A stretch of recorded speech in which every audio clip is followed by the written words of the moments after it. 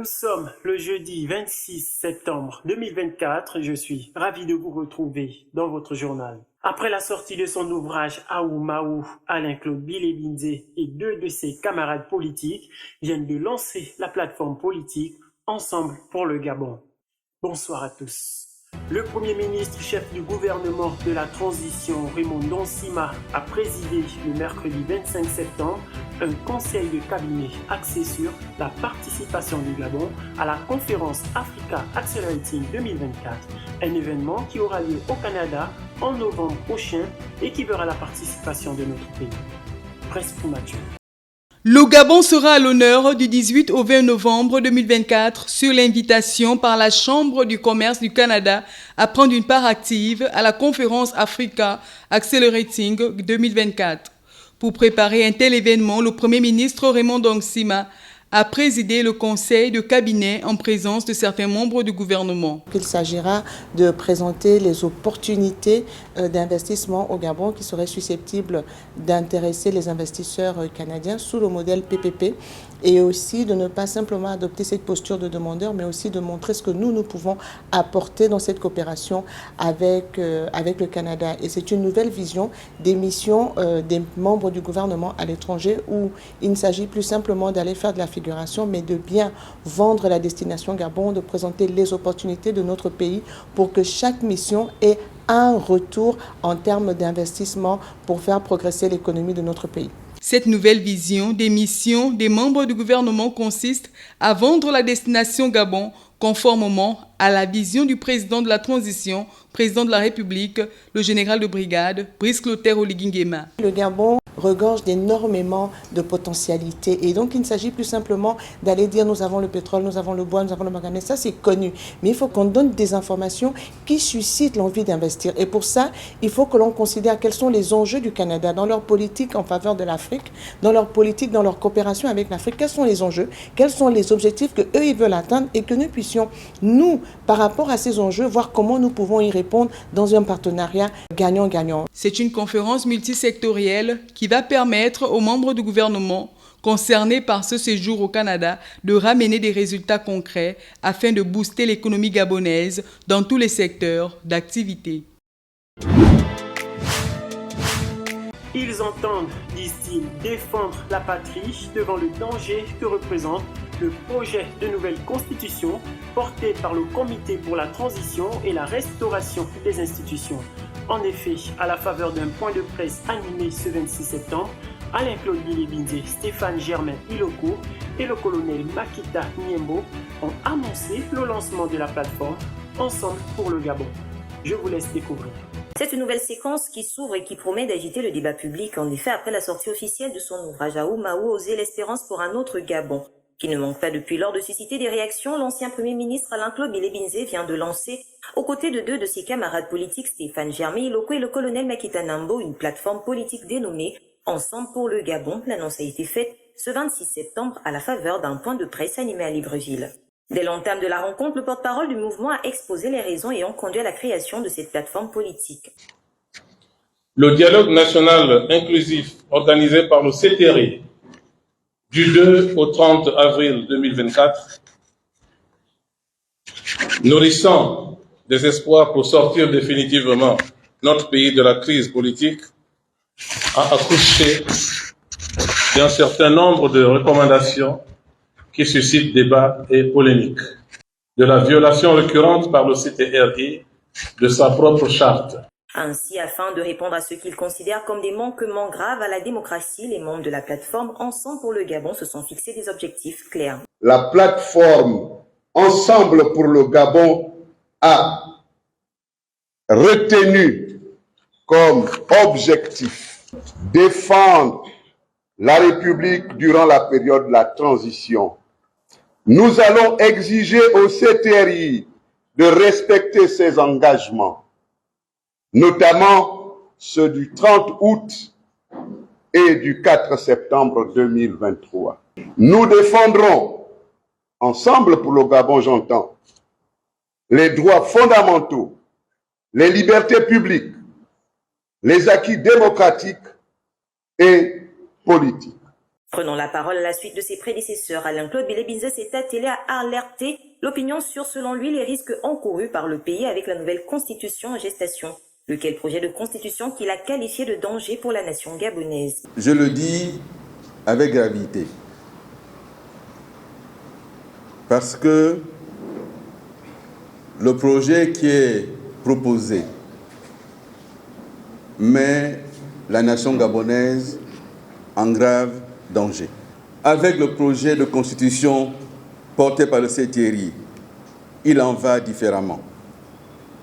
De façon manifeste, l'option retenue prône l'exclusion de certains types de Gabonais en leur fermant l'accès à des fonctions réservées. Ne pourront y accéder que les Gabonaises et les Gabonais nés de père et de mère gabonais, eux-mêmes nés gabonais. C'est donc dire que seront désormais exclus de la communauté nationale nos frères et sœurs qui auront eu le malheur d'avoir qu'un seul parent gabonais. Ils n'ont pas fait ce choix-là, mais ils seront punis pour un choix qu'ils n'ont pas fait. Les Gabonais ayant un conjoint étranger, les pauvres, l'État va rentrer dans la gestion des sentiments des citoyens. On exclut les Gabonais ayant la double nationalité. Nous avons un pouvoir schizophrène. Au Conseil des ministres siègent des Gabonais avec la double nationalité. Ils sont nombreux au gouvernement qui ont la double nationalité. Et ils siègent dans un gouvernement qui adopte de telles lois iniques pour notre pays. C'est une honte. C'est pourquoi l'ancien locataire du 2 décembre et ses camarades de la plateforme Ensemble pour le Gabon en appellent à la raison. Il n'est pas trop tard pour bien faire. Remettons la balle à terre, comme on dit familièrement. D'autant qu'il vaut mieux prévenir que guérir. Demain, au moment de l'embrasement, il sera vraiment trop tard. Il est encore temps de rectifier le tir. Et nous, la plateforme, nous appelons solennellement le CTRI à retirer ce projet mortifère. Ainsi, afin de défendre la patrie face à ce qu'ils considèrent comme un projet mortifère, les membres de la plateforme ont d'ores et déjà annoncé qu'ils iront à la rencontre des Gabonais afin de faire preuve de pédagogie. Les Gabonais sont-ils soumis à une justice fiscale devant les inégalités sociales et l'écart de revenus qui caractérisent la société gabonaise? Une meilleure répartition de l'impôt constitue peut-être une solution. Analyse. Taxe forfaitaire d'habitation, taxe sur les contrats d'assurance, redevance d'usure de la route, dont la contrepartie n'est que peu visible avec des routes mal entretenues, des glissières qui manquent à l'appel pour protéger la vie des populations, taxe spéciale sur les carburants, taxe sur les jeux de hasard, taxe de solidarité sur les billets d'avion, qui favorise un maintien à la hausse de leur prix. Au Gabon, les taxes et impôts sont légion, mais si on parle d'équité, le problème semble assez profond. Si on considère qu'une assiette fiscale bien structurée permet de garantir une collecte efficace des impôts, assurant ainsi un financement adéquat des services publics et des infrastructures, favorisant la croissance économique, tout en réduisant les inégalités et améliorant le niveau de vie. Au Gabon, cela ne semble pas le cas. Et pour plusieurs raisons, la première étant le fait que la capacité contributive des individus n'est pas la même. L'exécutif semble souvent oublier que dans le pays, près de 40% de la population vit avec moins de 3 000 francs CFA par jour, quand d'autres émargent à plus de 20 millions de francs CFA par mois. Faire en sorte que les riches et les pauvres paient le même niveau d'impôt pose donc de réels problèmes d'équité, des problèmes de justice sociale. Or, un système progressif où les taux augmentent avec le revenu est plus juste et réduit les inégalités. Un impôt progressif peut financer des services publics essentiels, profitant ainsi bien plus aux moins favorisés et contribuant ainsi à un meilleur niveau de vie pour tous. L'an dernier d'ailleurs, la Banque mondiale déplorait au sujet des subventions sur les carburants qu'elles ne profitaient qu'aux plus nantis. C'est encore le cas. En gros, les riches au Gabon paient les mêmes impôts que les pauvres et ont droit au même niveau de subvention. Cependant, lorsque les plus riches paient davantage, ça permet de financer des programmes qui stimulent la consommation des classes moyennes et inférieures, soutenant ainsi la croissance économique. Une taxation plus équitable permet de mieux financer les infrastructures et services publics. Plus important encore, un système équitable et non égalitaire renforce la confiance des citoyens dans le gouvernement et l'adhésion aux règles fiscales. Le gouvernement qui veut formaliser l'informel depuis des années devrait se pencher sur ces questions, notamment le ministre de l'économie. qui pourrait en tirer d'énormes avantages en termes de recettes fiscales. L'APE, Association des parents d'élèves, outil indispensable du système éducatif, ne semble pas être considérée à sa juste valeur. Avec la fin des cotisations d'APE décrétées par les autorités, les actions indispensables que cette association nationale mène risquent peut-être de créer des vides dans le fonctionnement normal des établissements scolaires. Suivant. À la faveur d'une déclaration de presse faite le dimanche 15 septembre 2024, le Conseil national des parents d'élèves a rappelé l'importance et les missions de l'Association des parents d'élèves dans le cadre de l'éducation des enfants. Selon Donatien Boulingui, président exécutif du CNPE, l'APE joue un rôle crucial en soutenant les établissements scolaires à travers l'amélioration des conditions de vie des apprenants, un rôle qui, selon lui, mérite une reconnaissance et une prise en compte accrue dans la construction du système éducatif gabonais. Bien que la gratuité des frais d'inscription décrétée par le président de la transition, le général de brigade Brice Clotaire Oligui Nguema, ait inclus les frais d'APE, les parents d'élèves sont toujours invités à poursuivre cette cotisation. En effet, cette participation financière constitue une aide précieuse pour répondre aux besoins quotidiens des établissements scolaires, notamment en matière de fourniture, d'entretien et d'amélioration des infrastructures. Pourtant, ce schéma a valu une suspension à un chef d'établissement dans le Wallontem. L'APE du collège d'enseignement secondaire Mamadou Léo à Franceville a récemment réuni les parents pour expliquer la destination de ces fonds. Malgré la gratuité des frais d'inscription, lors de cette rencontre, les responsables de l'APE ont détaillé comment les cotisations permettent de combler certains manques de financement pour garantir un cadre de vie et d'apprentissage décent aux élèves. Il s'agit notamment du recrutement de vacataires pour combler le déficit d'enseignants, notamment dans les matières scientifiques. Loin d'être une simple formalité administrative, les cotisations versées à l'APE sont un levier financier pour les établissements. Elles permettent par exemple de financer l'achat de matériel pédagogique, l'entretien des bâtiments, l'organisation d'activités parascolaires et parfois même de combler les lacunes laissées par les financements publics. En outre, ces fonds permettent d'assurer une certaine autonomie aux écoles qui peuvent ainsi réagir plus rapidement aux besoins urgents sans attendre des subventions étatiques. Le CNPE a également souligné que l'APE ne se limite pas à un soutien financier. Elle joue un rôle moral en accompagnant les élèves et les enseignants dans leur quotidien scolaire, que ce soit par la mise en place de projets éducatifs ou le suivi des résultats scolaires. L'association des parents d'élèves s'implique directement dans la réussite des enfants. Cependant, malgré son importance, l'APE n'est pas toujours reconnue à sa juste valeur dans la gestion du système éducatif gabonais.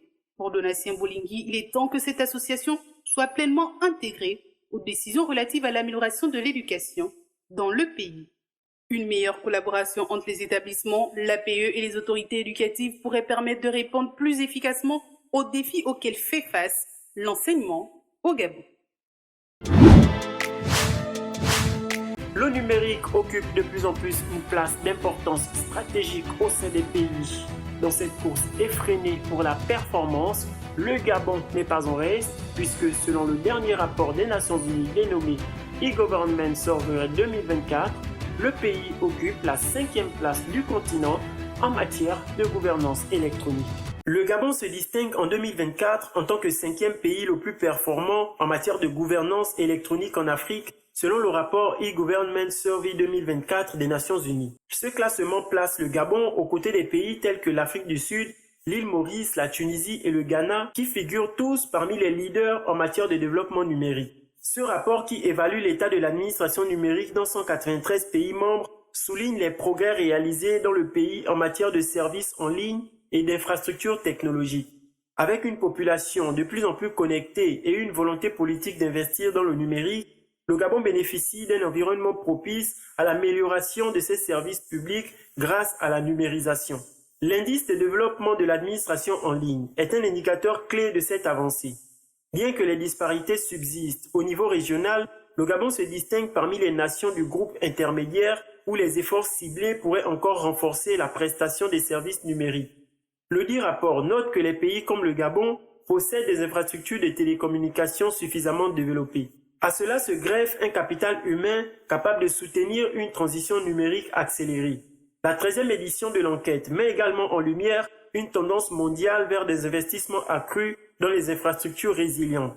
En Afrique, bien que l'Afrique du Sud et l'île Maurice dominent le classement, la performance du Gabon démontre un engagement solide vers l'amélioration continue de son administration numérique. Il va sans dire que le Gabon se positionne comme un acteur incontournable de la gouvernance électronique en Afrique, ouvrant la voie à une administration plus efficace et transparente. Ce classement encourage à poursuivre les initiatives numériques pour répondre aux besoins croissants des citoyens. Le Gabon, absent du prochain championnat d'Afrique des Nations, c'est ce qu'a annoncé ce 26 septembre la Fédération gabonaise de football, une décision qui traduit à nouveau la profonde crise qui traverse le football gabonais, due notamment à une absence de championnat national. Voyons cela. Le Gabon ne participera pas au championnat d'Afrique des Nations 2024, comme l'a annoncé la Fédération gabonaise de football dans un communiqué rendu public ce 26 septembre 2024. Cette décision met en lumière une crise profonde qui affecte le développement du football dans le pays avec une absence du National Foot 1 et 2 depuis des années. L'absence de compétition nationale depuis plus de 2 ans a pour conséquence dramatique le recul du sport roi dans notre pays. L'absence de compétition nationale depuis plus de 2 ans a des conséquences dramatiques pour le sport roi au Gabon. Les joueurs privés de compétitions régulières voient leurs compétences stagner, rendant difficile l'émergence de nouveaux talents. Cette situation ne touche pas seulement l'équipe nationale A', mais également les clubs qui peinent à maintenir un niveau de jeu compétitif. La FEGAFOOT, bien que prête à inscrire l'équipe aux éliminatoires, a dû finalement se résoudre à cette non-participation. Compte tenu de la non-organisation des championnats d'élite depuis plus de 2 ans, la FEGAFOOT a donc décidé de surseoir la participation de l'équipe A' aux qualifications du CHAN en attendant que les compétitions domestiques d'élite reprennent dans les règles de l'art. Est-il indiqué dans le communiqué de la FEGAFOOT daté de ce jeudi 26 septembre 2024. Sans un championnat structuré, le développement des infrastructures et la formation des jeunes sont gravement compromis. Ce choix de ne pas engager une équipe nationale A' illustre l'impuissance des autorités sportives à redynamiser le football gabonais. D'ailleurs, le ministre des Sports de la Transition semble dépassé par les événements. En effet, le Dr André-Jacques Augan fait face à des critiques croissantes, accusé d'inaction dans la relance au secteur, malgré les promesses de soutien financier de la part d'entreprises pétrolières. Quel avenir pour le football gabonais? Cette situation ne peut que susciter des inquiétudes quant à l'avenir du football au Gabon. Les jeunes talents manquent d'opportunités pour se développer. Interpellant les autorités compétentes, le sélectionneur national Thierry Mouyouma avait dénoncé l'absence d'infrastructures qualitatives pour une politique football propice capable de renforcer les panthères du Gabon. Il est à noter que l'intérêt des sponsors risque de s'évanouir. Et ce, face à une incapacité à organiser des compétitions de qualité. Le Gabon doit impérativement retrouver le chemin des terrains, non seulement pour son équipe nationale, mais aussi pour revitaliser l'ensemble des sports dans le pays. Une réflexion s'impose. Comment redonner au football gabonais les moyens de retrouver son lustre d'antan? Le général de brigade Brice Clotaire Oligui Nguema, féru des sports, gagnerait à donner un coup de pied dans la fourmilière. Passons à présent au chiffre du jour qui est 1620, qui correspond au nombre de titres fonciers délivrés par l'ANUTTC sur la période septembre 2023-août 2024. C'est ce qui ressort du bilan des 365 jours du ministère de l'économie et des participations. Le verbatim du soir nous vient de Alain-Claude Bilé-Bindé qui a animé ce 26 septembre un point de presse à Libreville. Certains veulent me faire passer pour le bouc émissaire. Je ne suis le bouc émissaire de personne. Je n'ai pas créé le PDG. On me dit que je n'ai pas fait des routes. Je n'ai jamais été ministre des routes. Sur 56 ans, j'ai été Premier ministre 7 mois. Quand on ne connaît pas, on demande. Fin de votre journal. Merci de nous avoir suivis. À demain, à la même heure.